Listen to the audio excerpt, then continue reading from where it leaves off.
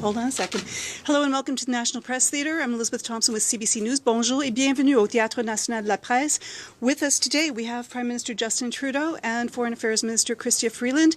Avec nous aujourd'hui, on a le Premier ministre Justin Trudeau et Madame Chrystia Freeland, le ministre des Affaires étrangères.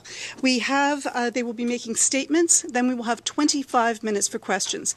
So it will be one question, one follow-up. I will be very strict, and I will give preference to one media at a time go around, and if a second person from that same media wants a question, then they will be in a second round.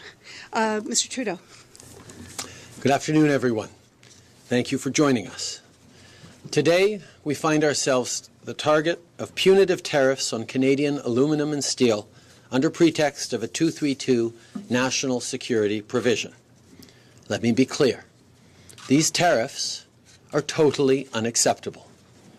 For 150 years, Canada has been the United States' most steadfast ally. Soyons clairs, ces tarifs douaniers sont inacceptables. Au cours des 150 dernières années, le Canada a été le partenaire le plus solide des États-Unis. Les Canadiens et les Américains se sont battus côte à côte lors de 2 guerres mondiales et en Corée. Des plages de la Normandie aux montagnes de l'Afghanistan, nous nous sommes battus ensemble et nous avons pleuré la perte des nôtres ensemble. Et les forces canadiennes œuvrent toujours aux côtés des Américains. Nous sommes des partenaires du NORAD, de l'OTAN et partout dans le monde. Nous nous sommes portés à la défense des États-Unis après le 11 septembre, tout comme les Américains se sont portés à notre défense par le passé. Et nous nous battons ensemble contre le Daesh dans le nord de l'Irak. Canadians have served alongside Americans in 2 world wars and in Korea. From the beaches of Normandy to the mountains of Afghanistan, we have fought and died together. Canadian personnel are serving alongside Americans at this very moment. We are partners in NORAD, NATO, and around the world. We came to America's aid after 9/11, as Americas have come to our aid in the past, and we're fighting together against Daesh in northern Iraq.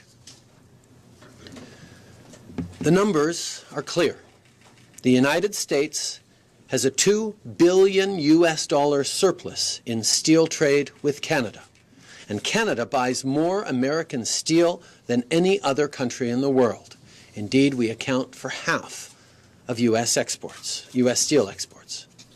Canada is a secure supplier of aluminum and steel to the U.S. defense industry, putting aluminum in American planes and steel in American tanks. That Canada could be considered a national security threat to the United States is inconceivable. These tariffs will harm industry and workers on both sides of the Canada-U.S. border, disrupting linked supply chains that have made North American steel and aluminum more competitive all around the world.